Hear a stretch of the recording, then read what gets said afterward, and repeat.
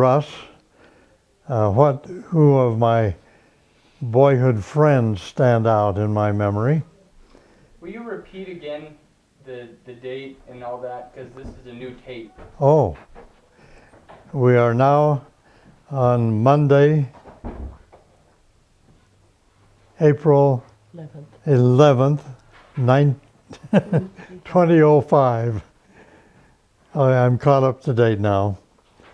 And we are continuing the tape on talking about my boyhood days and the childhood days. And one of the last questions was, who were some of my good friends that I grew up with?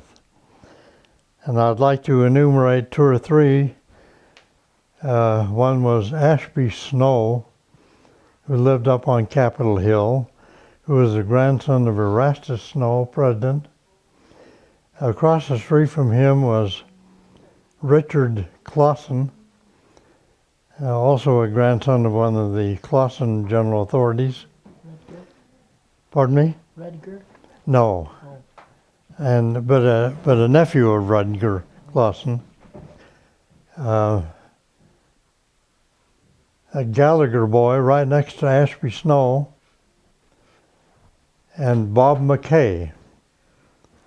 And we were all pretty well associated in the same group in going to Lafayette grade school. We all associated together, had a lot of fun together as friends and teammates as we played sandlot games, baseball, football, and all of that.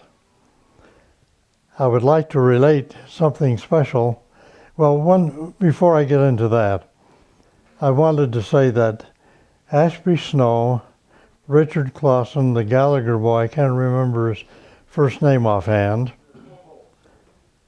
Unfortunately, along with Lynn Wilkins and Don Gibbs, all of these boyhood friends of mine, it's astonishing to me that all of them dropped out of the activity in the church in their deacon and teacher age, Aaronic priesthood.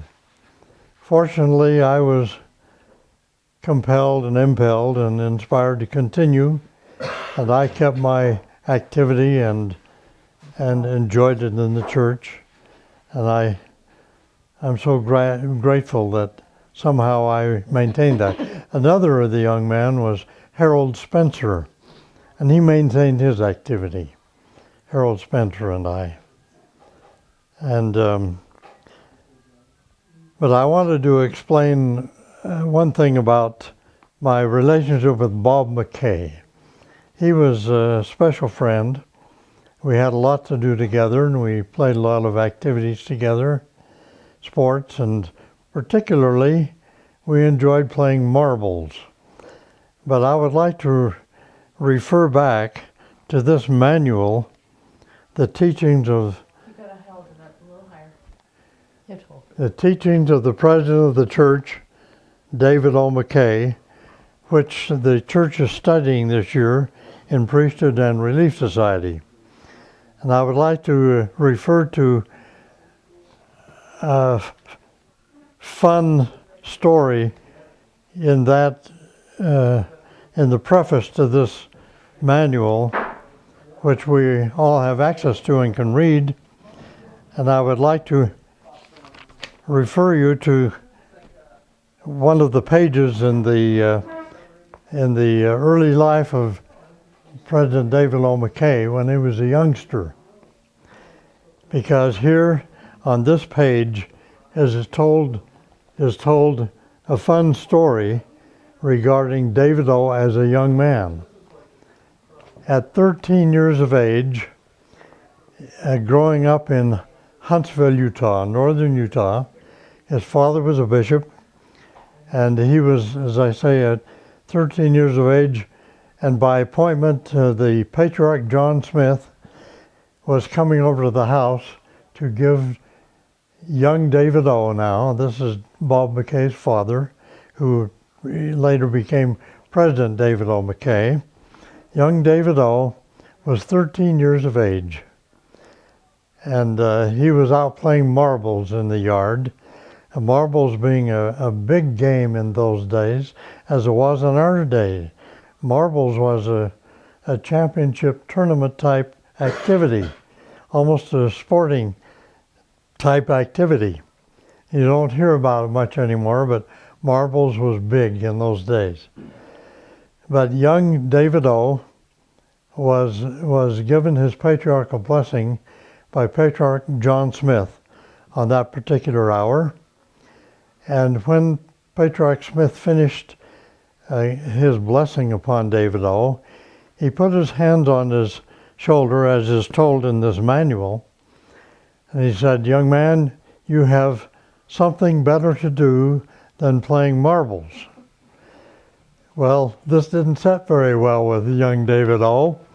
And when the Patriarch Smith left, David O went into his mother in the kitchen, and he said to his mother, "If he thinks I'm going to stop playing marbles, he is mistaken."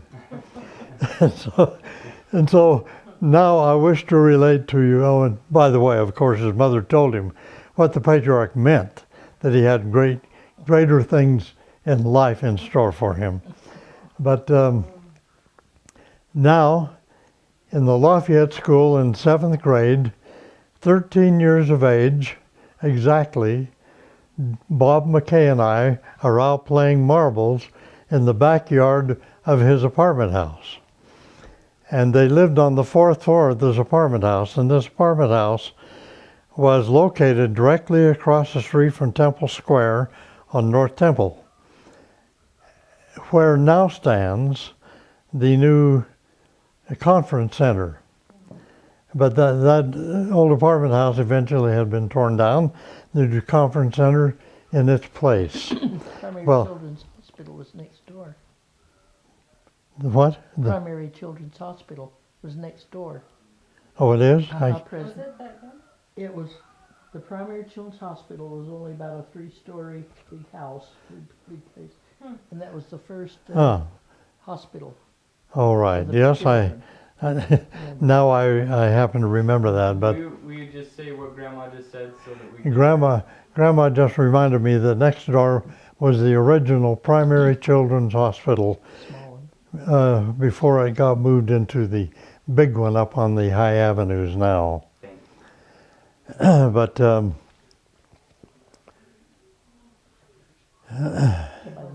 see, where was I? Yes, Bob McKay and his family, President David O, at that time he was Elder David O, and Sister McKay, lived in that apartment house on the 4th floor. Well, about 3 blocks away, at the base of Capitol Hill, I lived in my apartment house, just a half a block away from Lafayette School, and so we were close enough to each other that walking or riding our bikes, we had a lot of close association together. I'm not certain if I had told earlier whether that Bob McKay was the marbles champion of our area, and certainly of Lafayette grade school in the 7th grade. He was the best marbles player of all. I was running a pretty close second, but I couldn't beat him. And but this one day, Bob and I had drawn our big circle in the dirt out in the yard of the apartment complex where he lived on North Temple. As I say, at exactly 13 years of age, the same age that his father David O was in this story in the manual. And Bob and I were doing heavy-duty marbles out there and playing deep into our game with agates and flints and steelies and all that it takes to make up a marble compound. When President McKay, Elder McKay, David O stepped out on the back porch and called down to my friend Bob, and he said, "Robert, it's time to come to dinner." So Robert immediately picked up his marbles, put them in his bag, and away he went, and was quickly gone up to dinner after his father had called him. And I remember thinking to myself, why couldn't he have just said, okay, Dad, just a minute, as soon as I finish this game, I'll be right up. That's kind of the thing that I would probably have done, or had done many times in my life. Just a minute, Mom, just a minute, Dad, I'll be with you as soon as I finish what I'm doing. But that was not the case with Bob. He said, yes, sir, and away he went. So that was the respect that he had for his father, and the father had commanded such respect from his family. Now, regarding these wonderful friends, they were good boyhood friends, and I enjoyed them all. I'm just sorry that they dropped out of activity in the church, most of them that I've mentioned. But Don Gibbs and I played a lot of tennis together in later years in high school and so on. He was a star football player at West High School, and he eventually became, in World War II, a commander in the Navy, and he flew Navy fighter craft and had to land. He was in as a Navy pilot, had to land on the aircraft carriers, take off in the aircraft carriers into the Japanese theater of war. He came through safely and back home after many missions flying off this aircraft. But that's just kind of an aside that Don Gibbs and I have maintained friendship through these years. Ashby Snow, unfortunately, became involved a little later in his life in alcohol and eventually took his own life. I'm not sure if I got on the previous information that he was the grandson of Erastus Snow, President Snow, and Richard Clausen was also a grandson of one of the general authorities. And I was just so blessed to be able to maintain activity. And I attribute that really to my parents. My father was so staunch, so solicitous of my well-being and staying active in church and attending church all the time, as well as mother, but particularly father, who wanted Aaronic and Melchizedek priesthood progression. He had filled 2 missions. My father had filled 2 missions.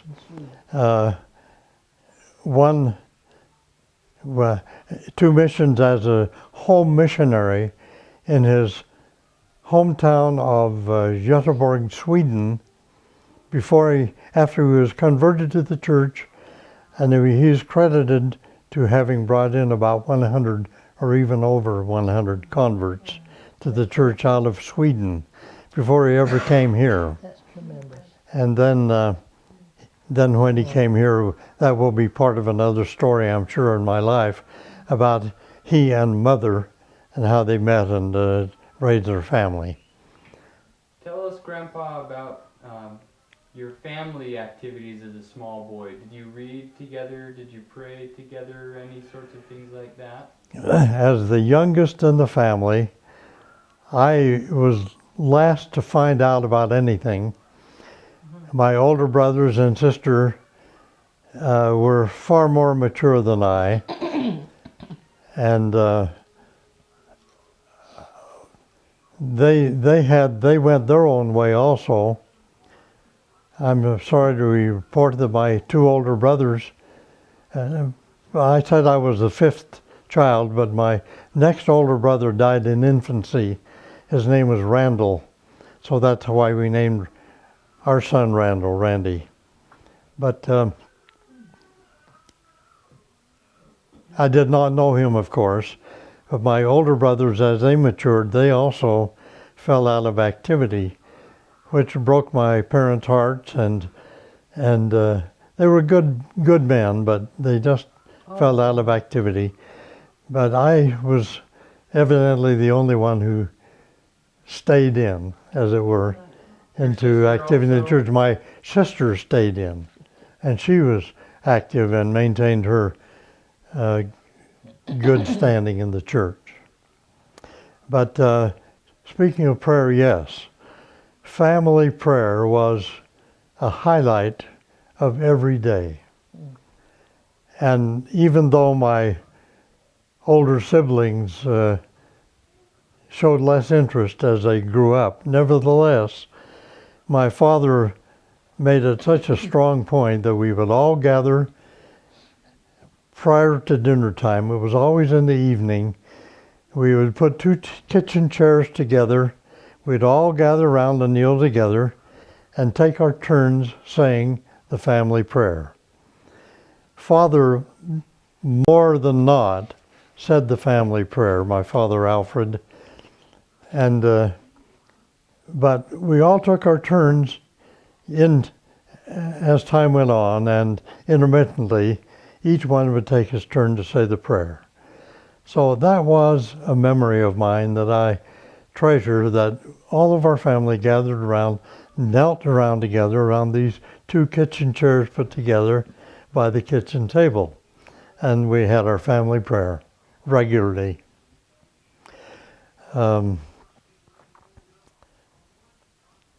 Let's see, what else? Well, I'd also like Shall to we? know about your elementary school days. What were your favorite subjects and things like that? Do you remember much from elementary school? Well, Would you rather address that in junior high and high school? I do remember elementary school.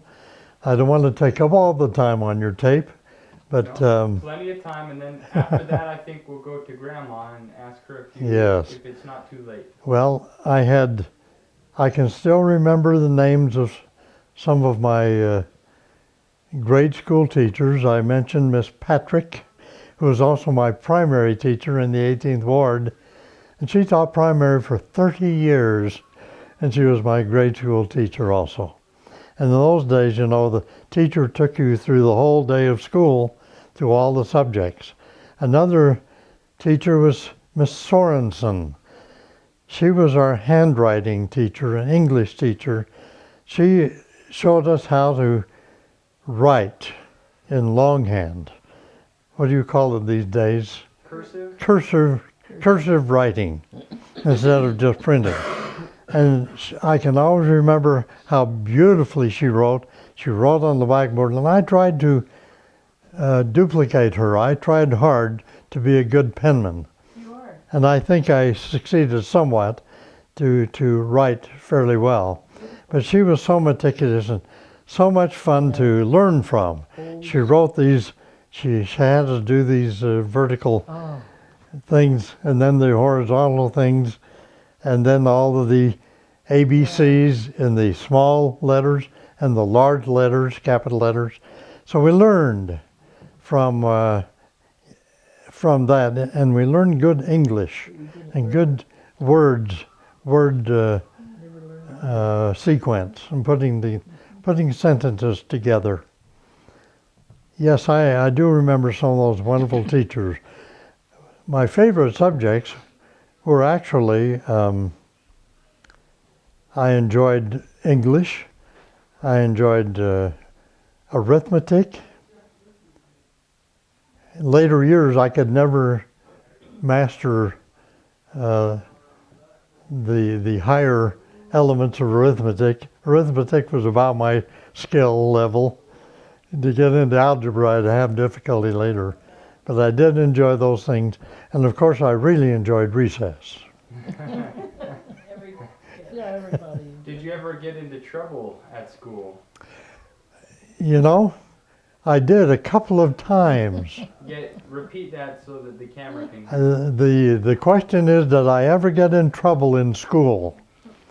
I got in trouble a couple of times. My older brothers taught me somewhat in the art of boxing, because they did quite a bit of boxing of their own, and they would box each other, and I got trained by them pretty well. And if anybody really crossed me badly, I could defend myself pretty well. Well, I remember one time Ashby Snow, my good friend, started giving me a bad time, and I told him to put up the dukes, and I flattened him right there. Love it. And another time, I was in about fourth or fifth grade, I guess it was. I was supposed to be kind of the I don't know. I thought I was pretty well in command of who was the boss of the class, and this new man came in by the name of Mel Whitney, and I've mentioned him once before. He was a wonderful friend in school, and he came new in the class, and I was going to let him know who was the boss in the class, and I. Can't believe you remember I know. Isn't this terrible? These funny. confessions. Funny. I can't believe it. And I remember going up to and doing this to him one time. And it was by the closet where we kept our clothes. And he shoved me back into that closet, and I couldn't even get up. And he let me know that he wasn't going to be bossed by anybody. And we became very good friends. And he was the pitcher on our baseball team. And he lived out in Magna, by the way. Oh, He moved out to Magna, and with his parents, of course. And he invited me out there a number of times to stay overnight over the weekends, out in Magna. I'll be darned. Interesting. But he put me in my place. That's great. That is fun. Are there any other topics that you remember that impressed you as a child that you'd like to talk about briefly? Just maybe one more thing. Speaking of my brothers and my sister and our playgrounds, which are Capitol Hill and Memory Grove, and in those days we had flippers. We'd cut a branch of a tree out that had a V in it of hardwood, and wrap these rubber strips around those forks, wishbones, and we got very good at flipping rocks, Oh, Oh dear. And Dennis the Menace. yeah. yes, and we would go up the canyons there. If we saw, sorry to tell you this, little birds in the tree or squirrels around or whatever animal life we saw, we got awfully good at being able to use our flippers to track them down. You were just learning that from David and Goliath. That's right. I was learning it from my older siblings. I was innocent and following their example. But we had a lot of fun with our flippers and rocks and hiking up in Ensign Peak and behind the Capitol Hill. Oh, and one of the pranks, I should tell you another disgraceful Whenever prank. you think of any of it. This is the time to divulge them. They used to have, formerly had, maybe in some cases they still do, but they had these Greyhound tourist buses. And these Greyhound buses would take tourists all around the area, and they would park in front of the state capitol building, take people inside and show them the capitol building and come back out. And then they would, their route, their travels was to leave the capitol building, go up Memory Grove, go up City Creek Canyon, up to the fork in the road, turn around and come back through Memory Grove and back down through the city. Well, there was a wonderful platform on the back of those buses, and there was kind of a grill platform. And us kids would climb on the back of those buses and ride all around the canyon with the tourists watching us from the inside and shaking their fingers at us and talking to the bus driver that what we were doing and how unruly we were and how dangerous it was. But the bus drivers never stopped to kick us off. We just rode around and clung on and had a joyride. That happened many times. But this one time was spooky. There were two big Greyhound buses, end on end, in front of the Capitol building. Well, Don Gibbs and I were ready to get on and climb on the back of this one bus and take our ride around, as we all sometimes did. And the bus driver saw us back there, and he started backing up to the other bus to try to scare us off, you know. And Don's leg was dangling right between the two buses, and just instinctively he pulled it up just in time before the two buses came together.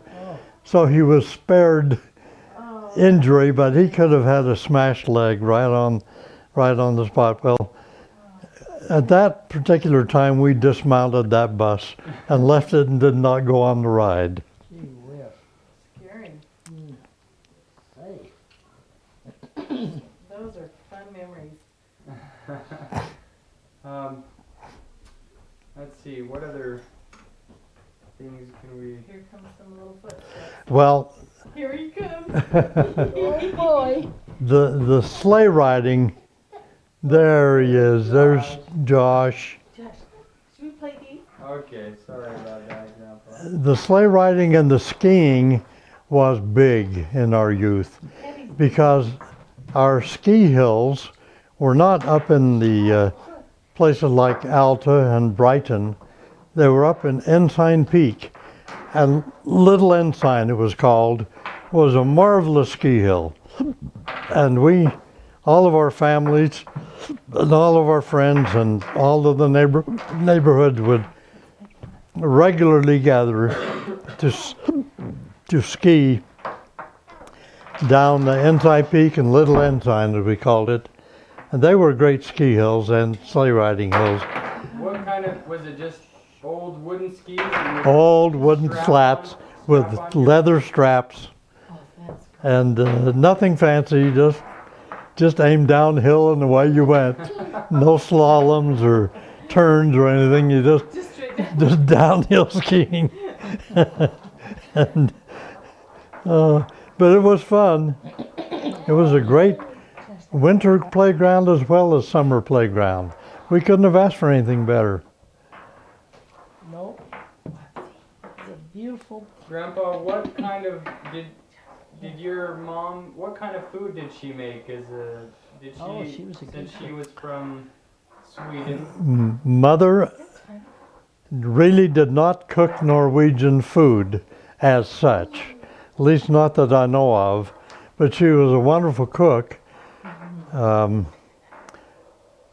She made our favorite with Mother were her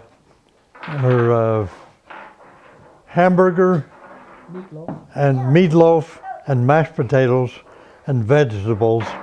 That was pretty standard on our Sunday meal. And bread. And she was expert in making whole wheat bread. In fact, her whole wheat bread was so famous and well known around the area and around friends and relatives and family that at one time it was seriously considered that she should open up a bakery shop and sell her whole wheat bread. Did you learn to bake? Now, her name was Jenny Emily Samuelson, She was a Samuelson.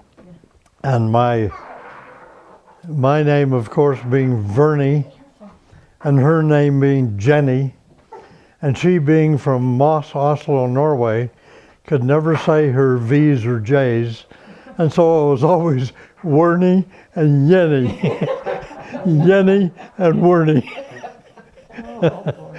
and, Oh, and of course, my friends picked up on that pretty quickly, from Wernie to Wormy. And that became kind of my nickname. Not very colorful, not very complimentary, but my friends always had fun with that. What did you have for breakfast and lunch? We had whole wheat mush for breakfast. And I mean, it was my father and mother made most wonderful whole wheat mush. They ground their own wheat, and we simply ate that for breakfast with honey on it, with mother's whole wheat bread, and it was healthy, and we enjoyed it. We grew up on that, Where you learned to do that then? and we believe that that Did that too? has to do with our longevity and our health today. I'm sure. Sure it is. And for lunch? Whole wheat sandwiches for lunch, whole wheat sandwich. And these were 100% whole wheat. This was no mix. And peanut butter and honey. Peanut butter and honey and whole wheat bread. That's wonderful. We had used lots of honey in our house for sweetening. And raw sugar, brown sugar, raw sugar, not even brown sugar, raw sugar. We hardly had white sugar in the house at all. Everything was Dad was really liked to eat healthy. was nutrition. My father was a real nutritionist, and saw to it that we had only whole wheat bread, raw sugar, whole milk, Vegetables and vegetables. and fresh fruits and vegetables. What was your favorite dessert? Oh, me. My favorite dessert had to be ice cream and cake. Cake and ice cream had to be my favorite dessert. And was the ice cream made at home as well? No, we did that occasionally, but no, it was purchased ice cream. Snellgrove ice cream was our staple. It was around back then, huh? Yes, it was. Well, Grandpa, let's conclude for a moment. All right. Probably because it's getting like, we'll, Grandpa, what kind of did your mom? What kind of food did she make? Did she? Oh, she was a good since she cook. was from Sweden. Mother really did not cook Norwegian food as such, at least not that I know of, but she was a wonderful cook. She made our favorite with Mother were her hamburger Meatloaf. and meatloaf and mashed potatoes and vegetables. That was pretty standard on our Sunday meal. And bread. And she was expert in making whole wheat bread. In fact, her whole wheat bread was so famous and well known around the area and around friends and relatives and family that at one time it was seriously considered that she should open up a bakery shop and sell her whole wheat bread. did you learn to bake? Now, her name was Jenny Emily Samuelson, She was a Samuelson. and my name, of course, being Vernie, and her name being Jenny, and she being from Moss, Oslo, Norway, could never say her V's or J's, and so it was always Wernie and Jenny, Jenny and Wernie, Oh, boy. and and of course my friends picked up on that pretty quickly, from Wernie to Wormy, and that became kind of my nickname. Not very colorful, not very complimentary, but my friends always had fun with that. What did you have for breakfast and lunch? We had whole wheat mush for breakfast, and I mean it was my father and mother made most wonderful whole wheat mush. They ground their own wheat, and we simply ate that for breakfast with honey on it, with mother's whole wheat bread, and it was healthy, and we enjoyed it. We grew up on that, Where you learned to do that then? and we believe that Did that that too? has to do with our longevity and our health today. I'm sure. Sure it is. And for lunch? Whole wheat sandwiches for lunch, whole wheat sandwich. And these were 100% whole wheat. This was no mix. And peanut butter and honey. Peanut butter and honey and whole wheat bread. That's wonderful. we had used lots of honey in our house for sweetening. And raw sugar, brown sugar, raw sugar, not even brown sugar, raw sugar. We hardly had white sugar in the house at all. Everything was Dad was really liked to eat healthy. was nutrition. My father was a real nutritionist, and saw to it that we had only whole wheat bread, raw sugar, whole milk, Vegetables. and fresh fruits and vegetables. What was your favorite dessert? Oh, me.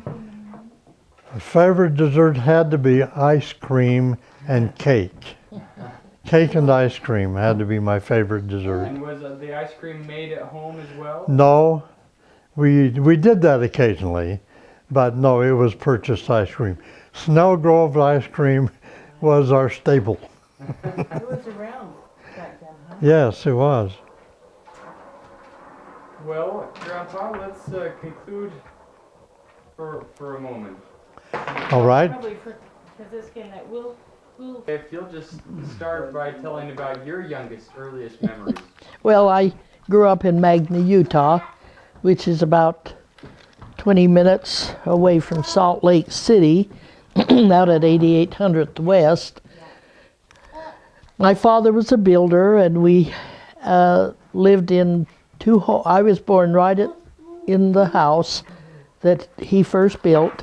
Then he built another home a little farther on another street, and that's where I spent my maybe about 14 years there before we moved to Holiday. My childhood had a lot of friends.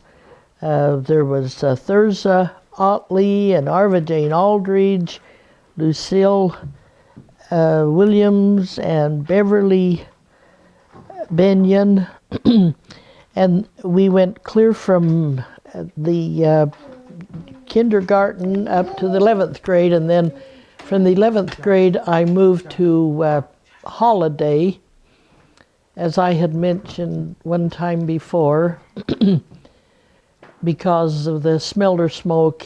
Utah Copper Company out there and emitted so much smoke from the smelter that it ruined people's health. So the doctor had us leave. I loved school.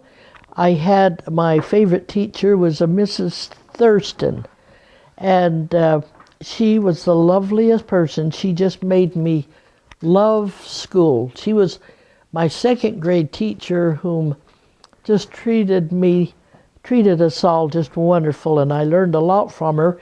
And the interesting thing is, after I grew up and got married, was in the Tabernacle Choir, there were 5 girls that lived just 2 or 3 houses from us on Gilmer Drive. And these 5 girls took care, they became our baby tenders.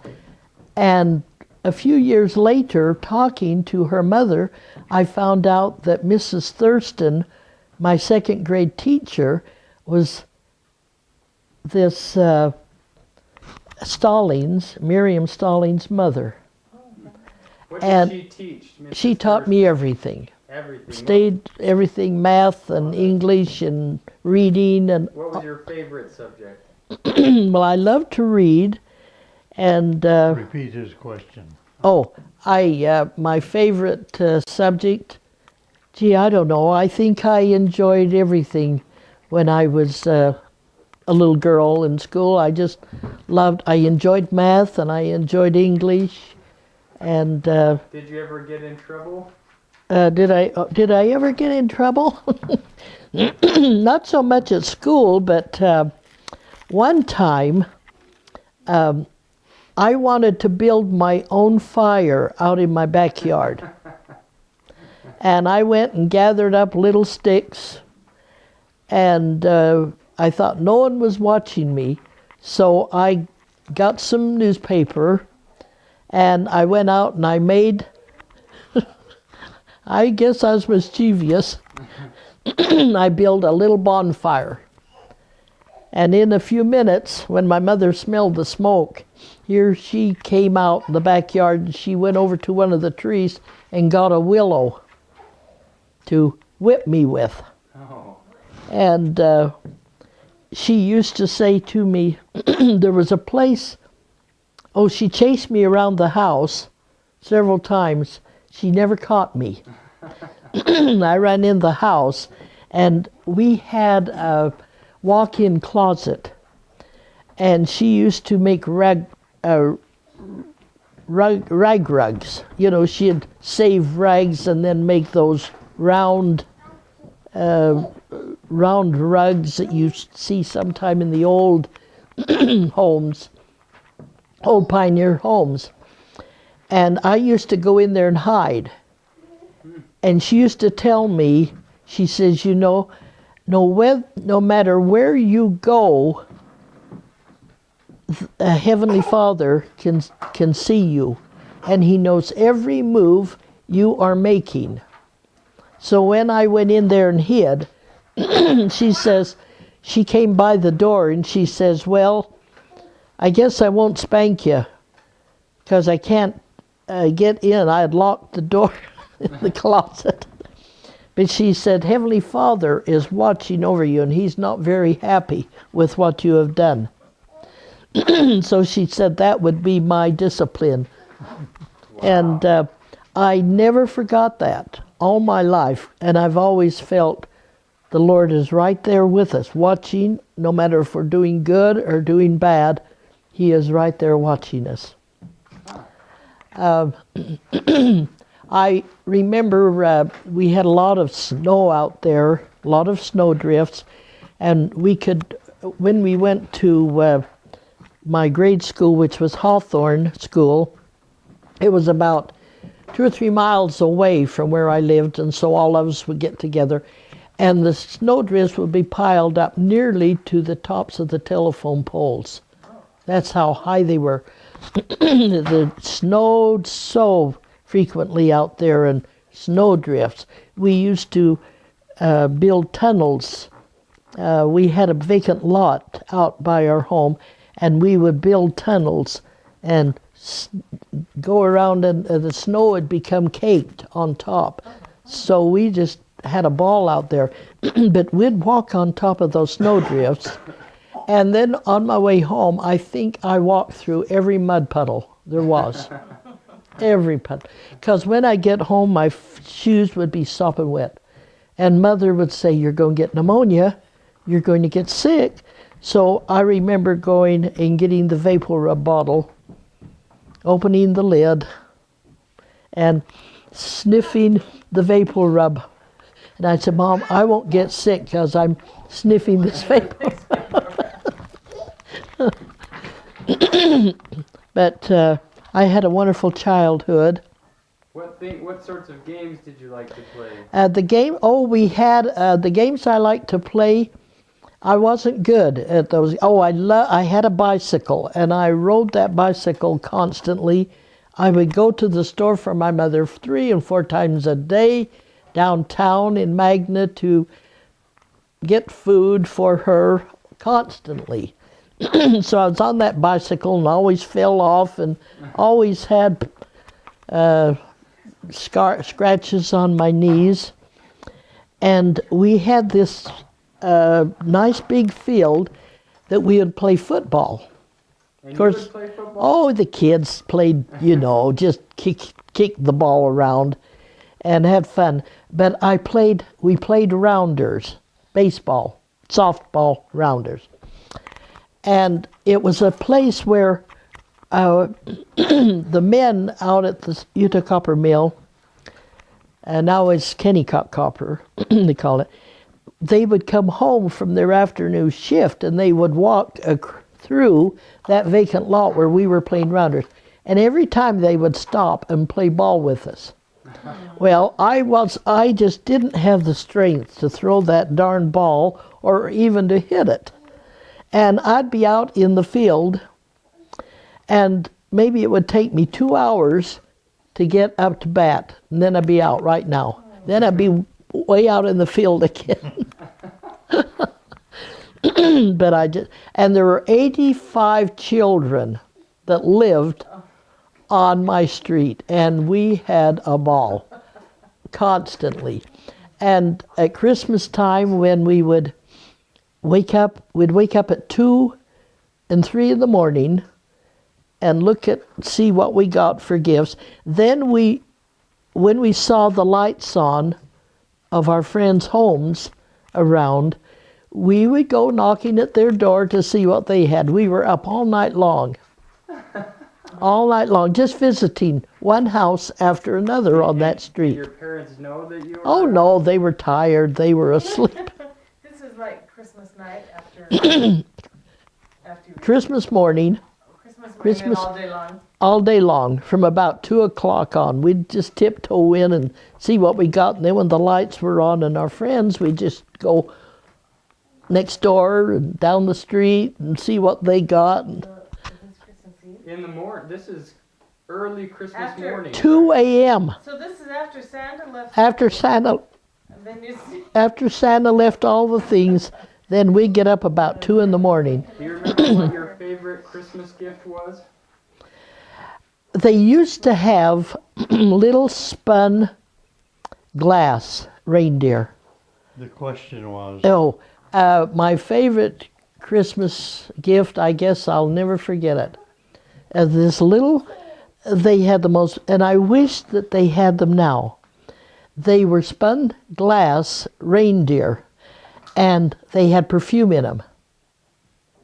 And they were the most beautiful little gifts I'll never forget. Of course, we got games, checkers. Then one year, Kay and I stayed up when we had opened our gifts, and we had the games that he plays now. What is it called? Monopoly. When we got a little older, we received a Monopoly gift. But I wanted to mention that at that time, we didn't have furnaces. We had coal stoves and big old heavy coal stoves. And my mother and father would always finish eating breakfast before we did. And we would, I hated eggs. And Mother would always fix me an egg. And usually it was a fried egg. And I couldn't stand fried eggs. So after they left the kitchen and would go in to read the newspaper, I would take that fried egg and poke the fried egg into the hot coals. Oh, really? I didn't want to eat the fried eggs, so I'd just poke it into the hot coals. Say hi, Daddy. did you They- ever play Run GB Run? Oh, whoa. This was another thing. That was our game too. Another fun game that we played, 2 games, Run My Sheepy Run and No Bears Out Tonight. But before we started to play Run My Sheepy Run, because that would take quite a while to do, we would dig a pit in a vacant lot that was right in back of our house and put coal in it, and we would wait for the coals to become hot. Then we would drop in big potatoes. Then we would cover the potatoes over with straw when the coals were nearly out, when they were just warm, and we'd run around and play Run My Sheepy Run. Then we would go back and eat those potatoes. And then we would go in the house and we would have so much carbon on our face from those potatoes that we just had blackened faces, and our parents used to get so mad at us because we had carbon all over our outfits. And that doesn't come off very easily. No, they don't. It doesn't. You just have to wash them. How do you play Run My Sheepy Run? Well, if I can remember, did we Vernie, did we just to play this one game we played of Run My Sheepy Run? You had We- we used a telephone pole and had to blind ourselves there while others scattered And we around. scattered You around, had to go find them. and then then we'd have to go by this pole, the person that was trying to find everybody who was it, and we'd have to count to You were maybe it. You had 50 or 100 while they ran out and all over the neighborhood, and then we would have to go out, the one who was it would have to go out and find them, about like Hide and seek. it was about like hide and seek and no bears out tonight. Now there was one that we used to make a map, it seemed to me, that they'd try to, and I That's can't, a treasure hunt. was that a treasure? That's different. That was different, okay. What was your favorite food, Grandma? Well, it wasn't eggs. You have to repeat the question. My favorite food was, my father made the most delicious ice cream. He just had a knack of making ice cream, and it was more like vanilla or lemon, had a little lemon flavor in it. But I always remember the ice cream mixer that we had, and it was wonderful ice cream. And he would always make it for our Sunday meals. So I guess I've always enjoyed cake and ice cream, but my father had a big, when we moved to, Magna and Holiday, he raised 500 Wow. chickens, and he used to sell the chickens to the stores. That was during the Depression, the spring fries. And I would help him candle eggs, and I'd always also help him kill the chickens and clean them and pull their feathers off, which was a very hard job to do. And then I'd take an axe and help to chop their heads off. I don't know how I couldn't do it now, but I used to do it then and help him do it. But he had this garden, and I used to help him plant potatoes in the garden in Magna, and mostly in Holiday when I was older and go up there. Also celery, and celery was one of the hardest to plant because you had to build up the little aisles, and you'd put a little piece of celery in, just from a celery stalk, and then you'd build up the soil on each side, and then in a few days, if it started to grow, you'd have to keep going every few days and build up, as the stalk grew high, build up all of that soil so that it would grow high, or it wouldn't, it would just fall apart. So I used to help him do that, and beans and tomatoes, and we had an awfully lot of vegetables and chicken. I loved chicken, and we had had our own fruit. He had fruit trees, and I helped him plant beans and peas and carrots and tomatoes. And every spring I get a little wanting to get out into the garden and help plant. It's, you can take the boy out of the country, but not the country out of the boy, they say. Well, I think that's a good time to stop. Okay. We're gonna stop for tonight. That's fine. All right.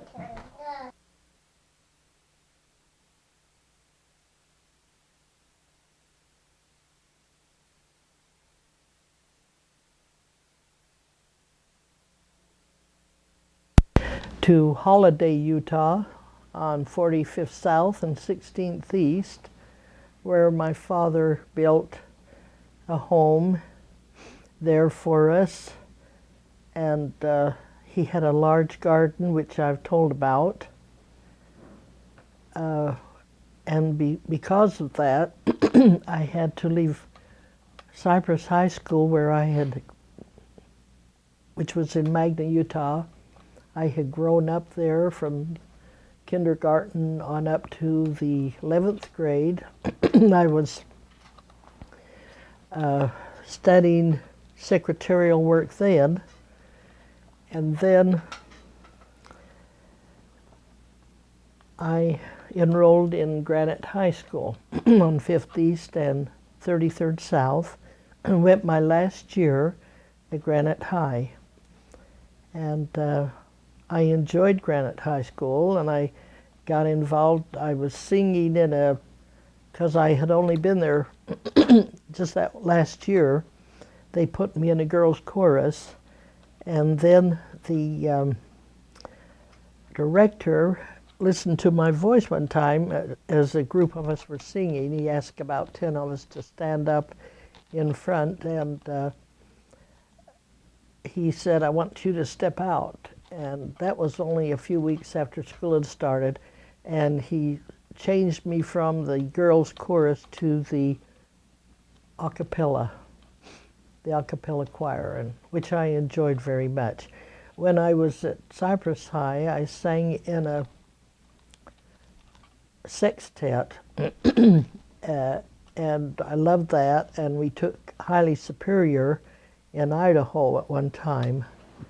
So I've always loved music, and it's always been in my life until when I hit the ripe old age of 80. But anyway, I enjoyed Granite High very much. It was hard to leave my friends from Cypress after going clear from kindergarten to the 12th grade or 11th grade with them.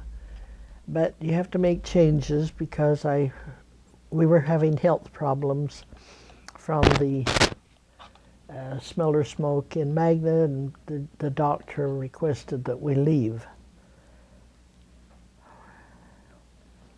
Should I just go on and Yeah, say? tell us about what you did with the sign.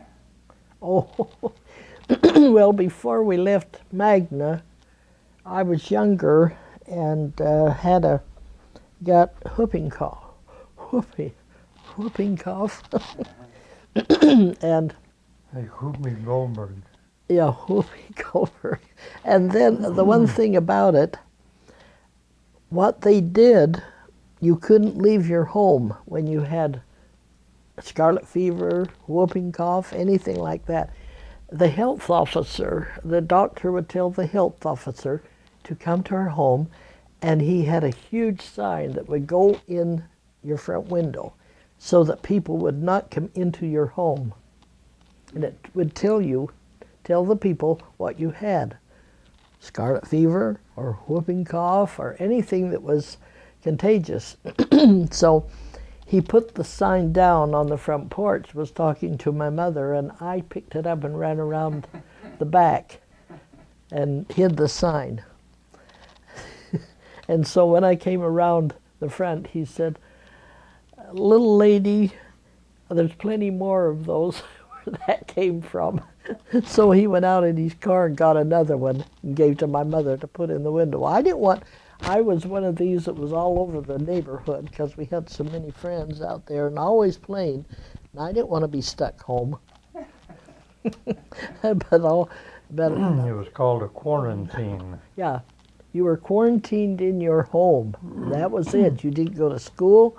You didn't do anything until you got over because they did not have any antibiotics to work with.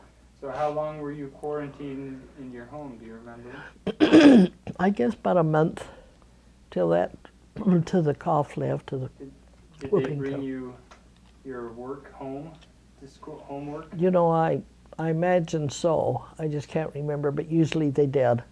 My father was a mathematician, and he was very good at helping me. Wonderful teacher.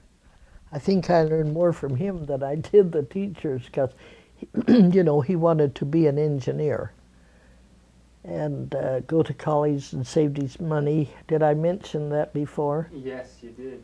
Okay, and was unable to, and that's what took him out when his parents died. That's why we were out in Magna, because he had 5 brothers and sisters to take care of and raise. Well, tell us more about high school. What did you have? Were you involved in other things besides? Yes, I music? should have gotten my book. I was in several clubs, commercial club, and I was on the newspaper in Cyprus. Did you wrote for the newspaper? No, but I just helped to print it out and work as that like that. And then I don't know whether I mentioned it before, but I was in the marching band Huh. and played the clarinet and enjoyed that very much. But we, when in the springtime, no, maybe it was the fall because before school started.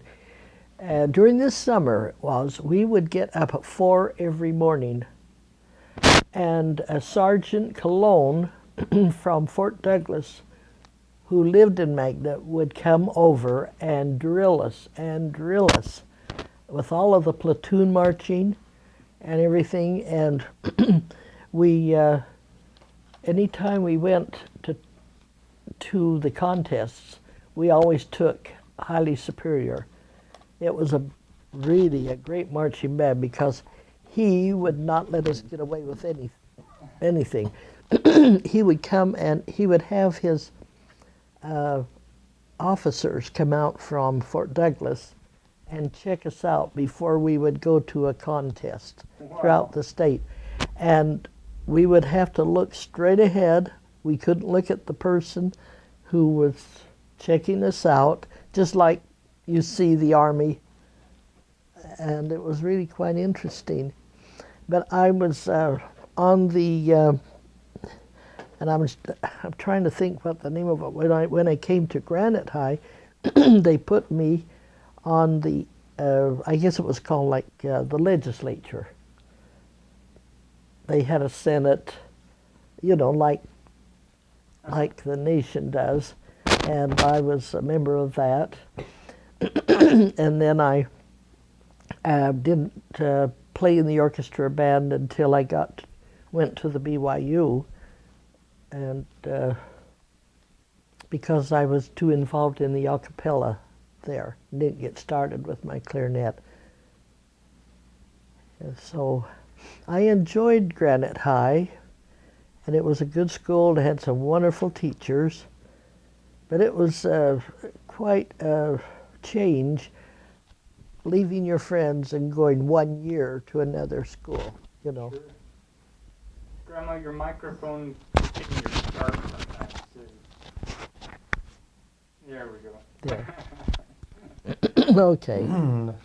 You told me previously about your marching in the parades down Main Street and so on in Salt Lake City.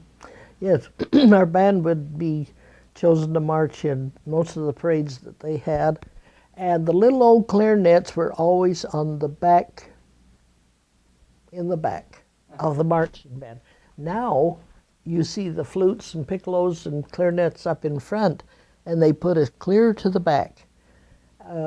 We marched mostly, I remember marching, especially in the cold weather in November, down Main Street for the Veterans Day. Armistice Day. Armistice Day, they called it, November the 11th. And our hands would get so cold we couldn't even play our instruments, you know. And I remember one time we went up to Logan.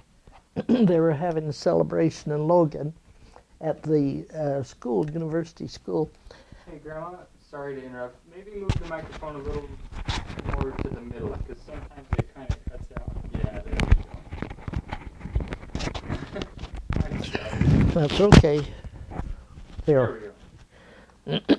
Anyway, and sorry my voice is not so good today, but we would march. Have you been to Logan? And you've seen the main street, and then you go up a hill up to the The university, Utah State University. And it was a hot day, and we were just dragging, and there were cars. The governor was there, the mayor and all. It was a big affair. And they would come and pick up people out of the band and take them up to the college. And I think my girlfriend and I never got picked up. They left us alone and picked everybody else up to the back. And we were having the hardest time getting up that hill, because it was a huge hill. But we were in a costume too. well, yeah, we had our band uniforms on, you know. We had capes and things, but it was an exciting time to be chosen to, because they would take you in the auditorium and you'd march, and then they'd choose who would be in the marching band. Not every musician was in the band. So you had to make the cut. You had to make the cut. So were there ever times in high school where you got in trouble? No, I don't think so. One time I slept. It was close to the end of school. Every time I would go to the school in the morning to have our teacher help with geometry, I just could not understand geometry and the big theorems. They just boggled my mind. So he took us by alphabet. We had to prove one theorem before we could be promoted to the 12th grade. This huge theorem, I think there were 24 sections. And it, for some reason or other, I just sat there and I couldn't understand it. So the day I thought that he would be calling on me, I slept. I stayed out. And the next day I had to face music, and I was sitting there listening to this one fellow explain the theorem. And all of a sudden it hit me what it was all about. It just was as clear as a bell. It just came to me like a picture. And so in a few minutes he called on me, and I stood up there and I just rattled it off. And I do not know why it came to me that fast. Wow. Then I thought, why does it take 3 days before school's out to understand geometry? Did you enjoy geometry? I did. Good for you. That's why you're where you are. Girls have a time. So what did you do when you slept? Did you just go hide somewhere? Probably I did. I know I didn't go home. Did you have a favorite hangout during high school where you'd go to maybe a shake parlor or something like that? Or? Oh, there was a little store across the street. We were far from the town. The school was. It's more on the other end of town, going out of town Sure. to Salt Lake. And there was only one little store that sold candy, cookies, pop, little pop. And I remember the thing that I loved the most, if I ever got a nickel, I would go and get 2 squares of chocolate. Oh. And that was what I loved. And that's about all. That's about our only hangout, was that little teeny store. And it was a little teeny one, I'm telling you. Like one of a little shed. Wow. Hardly have time. Not many could go in and out. So we didn't have 7-Elevens. We didn't have anything like that. So when your family needed to shop for things, did they Mhm. have to go into town? Well, And would you repeat the questions when I ask? Oh. Sorry, just because they can't hear me. yeah, when my family's shop, a little garden there, as well as in Holiday. When we moved to Holiday, he had one, and he had one in Magna, and he had about 500 chickens. And I helped him candle the eggs and helped him clean the chicken coop out with creosote and put all new straw. One night, my father had a gun. He did some hunting, deer hunting, not a lot, but he had a gun. And he heard all the chickens off the roost. He thought, what's going on? because many times weasels, little animals, would come in and kill the chickens. So he took his gun and he went out, couldn't find any animals but the chickens, but they were all off the roof, or the roosts. And the next morning on the news they were telling about an earthquake that had hit. And see, animals, they hear an earthquake coming before people do. Yeah. Did you listen to the news on the radio? Yes, we had an old Philco, and that and the newspaper is the only way we got our news. It's interesting. Did you have any jobs outside of the house during high school? No, no, I didn't. I just worked hard and studied shorthand and type and worked hard so that when I got out of high school, and of course when I graduated from high school, then I went to LDS Business College.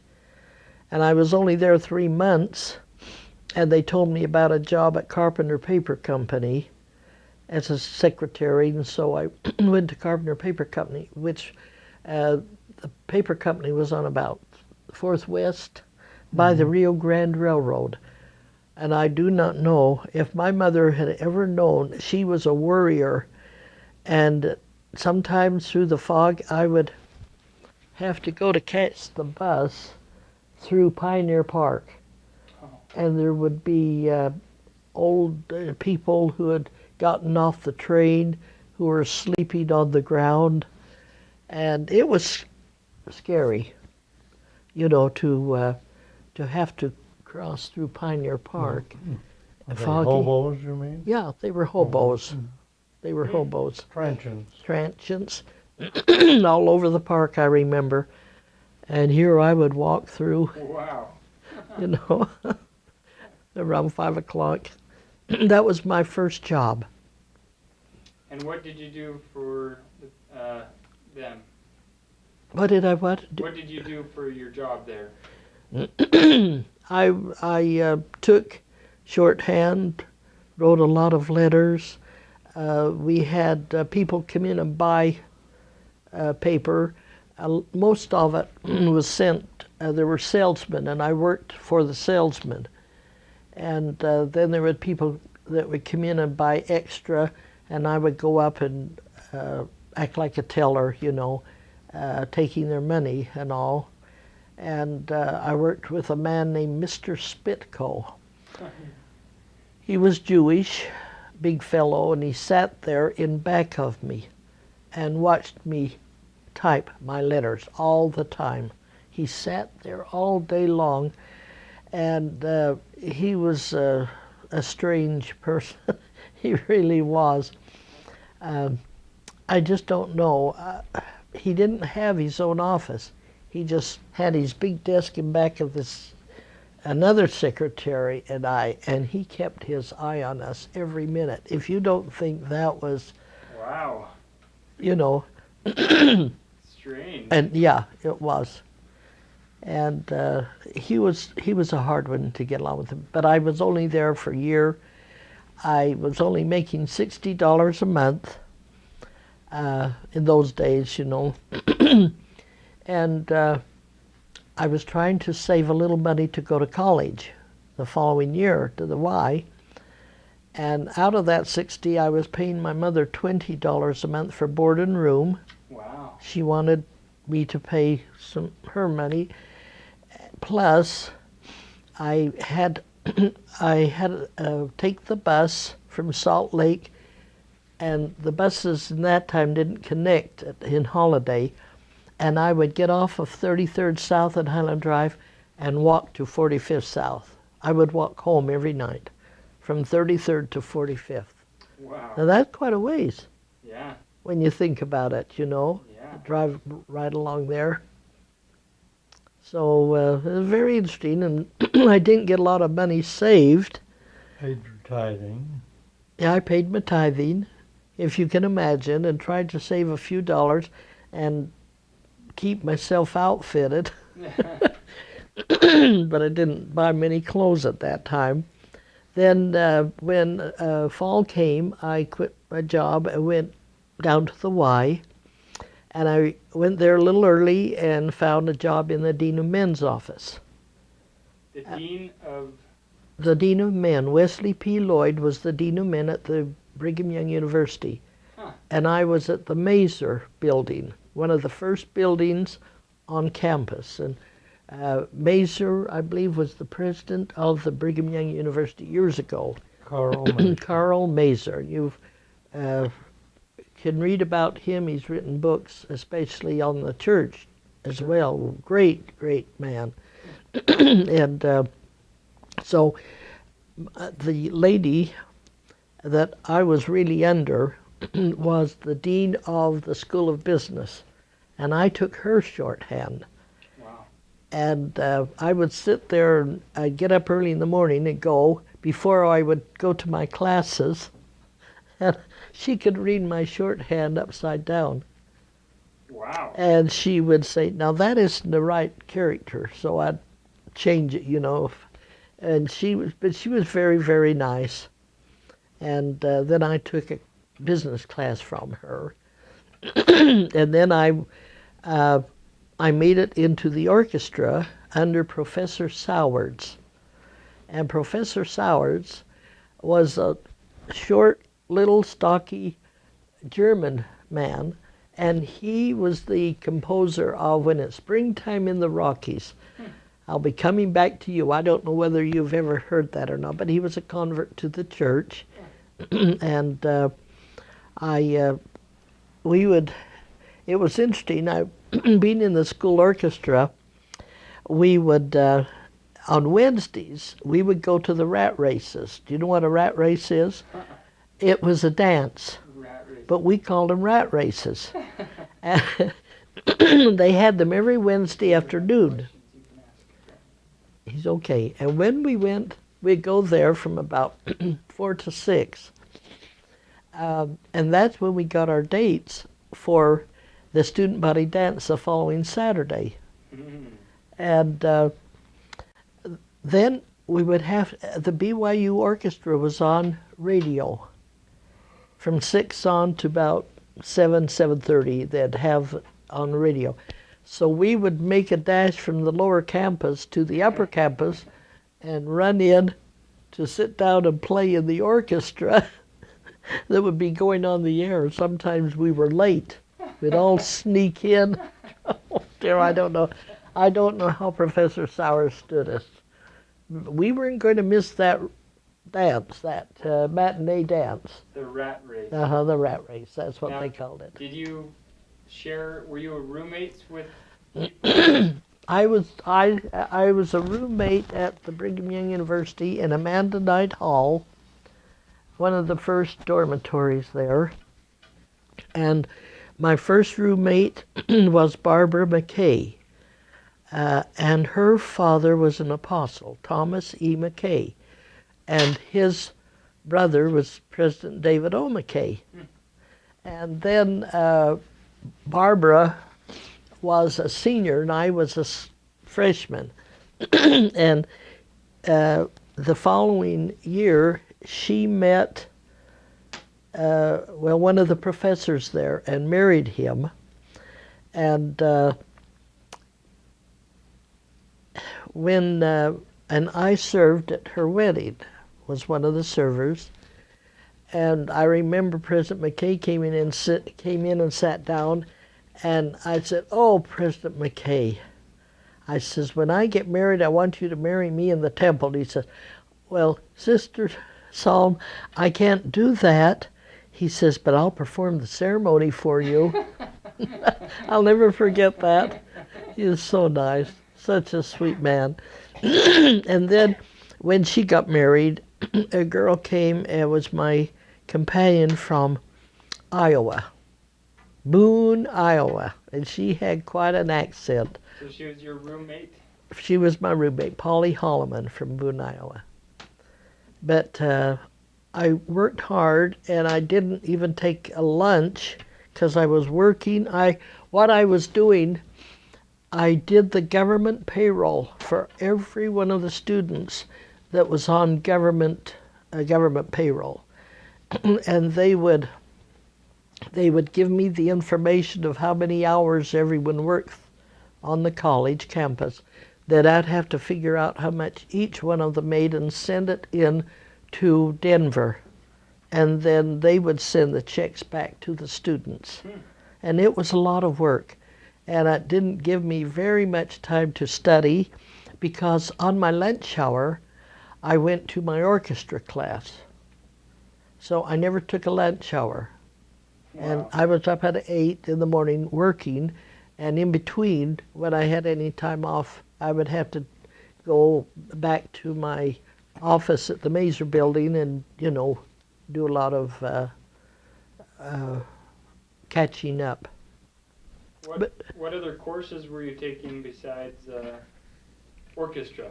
Oh, well, I took the business administration, shorthand. I had a wonderful lady, a Miss Christensen, that just, that was interesting too, because there was another girl and I who had gone to LDS Business College, and we were the fastest. We got our 168 words a minute pen, shorthand pen. So every so often they would call us up and say, we need someone to take down a funeral in American Fork or Provo. So out we would go away from our class and go and sit in the chapels and take down funerals. Now you can imagine an hour or 2 hours taking down funerals and then having to take the time to transcribe. It took a lot of our hours away from school. And they didn't pay you for that? Yes, they did. The people that we did it for did pay us, but it was a pittance, just a little bit.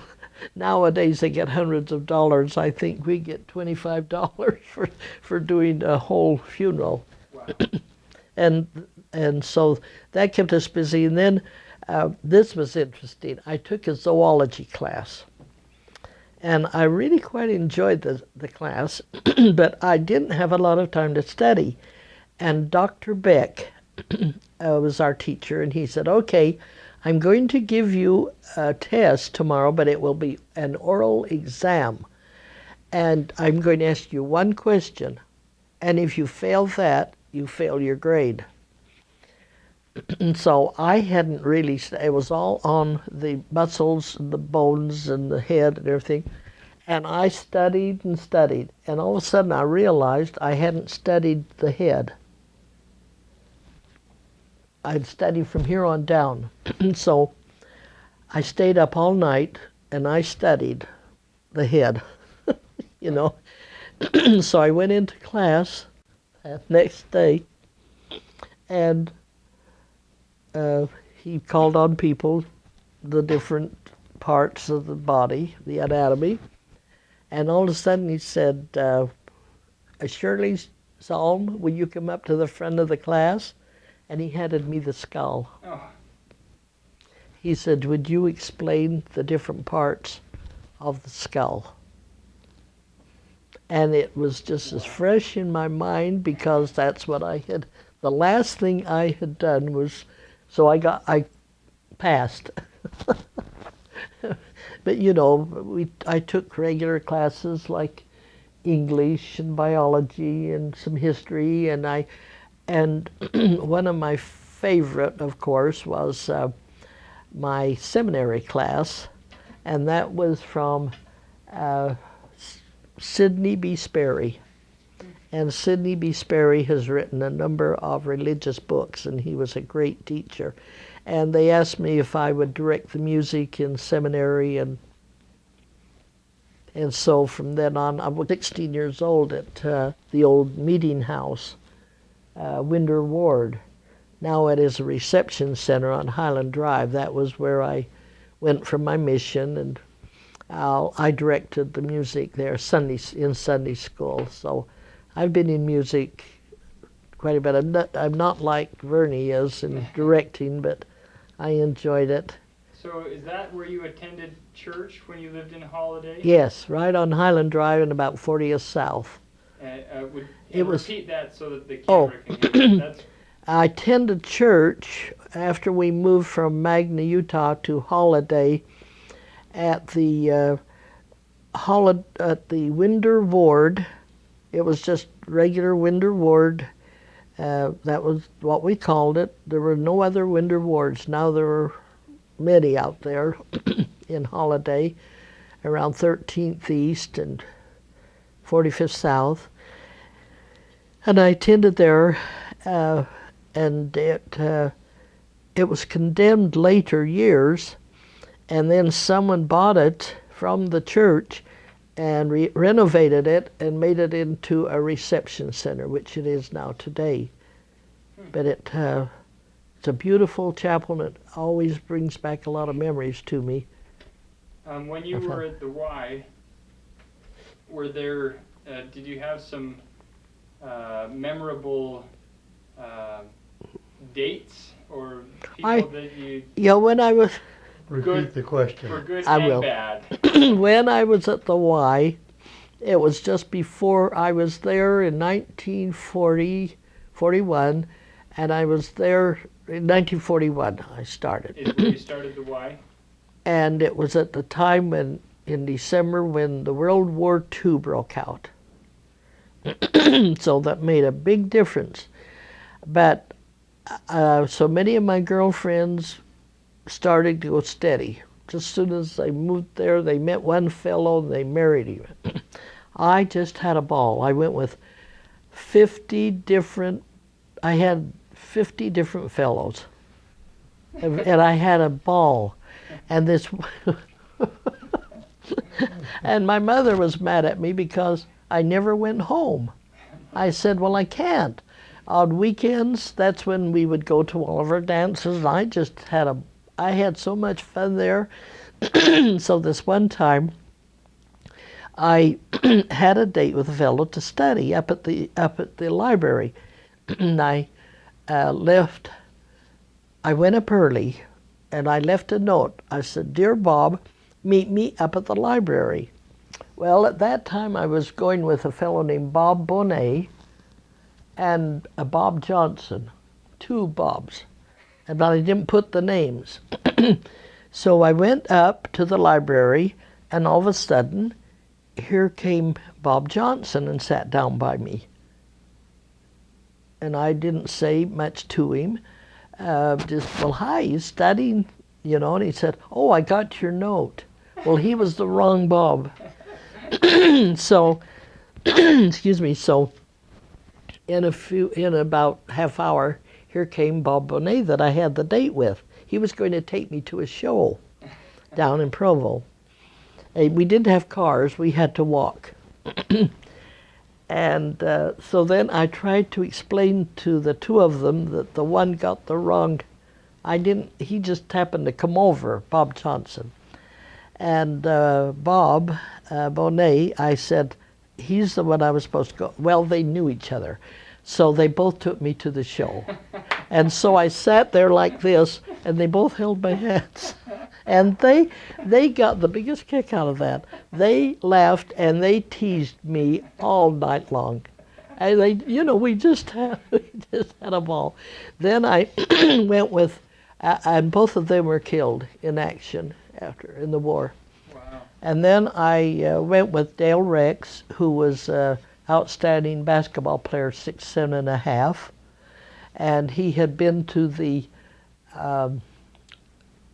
gardens in New York. What are they called? The big gardens. Lindsay Gardens? Hmm? Lindsay Gardens?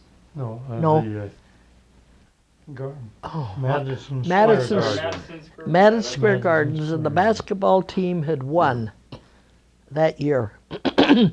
And he was a great fellow. I remember. Repeat his name once more. Oh, Dale Rex. Dale Rex. And he used to teach a Sunday school class for his sister in Salt Lake. So one day I came home with him. We hitchhiked. But those days you could do that, get away with it. There weren't the mean people out on the streets. But Dale was a wonderful fellow, and they started to inducting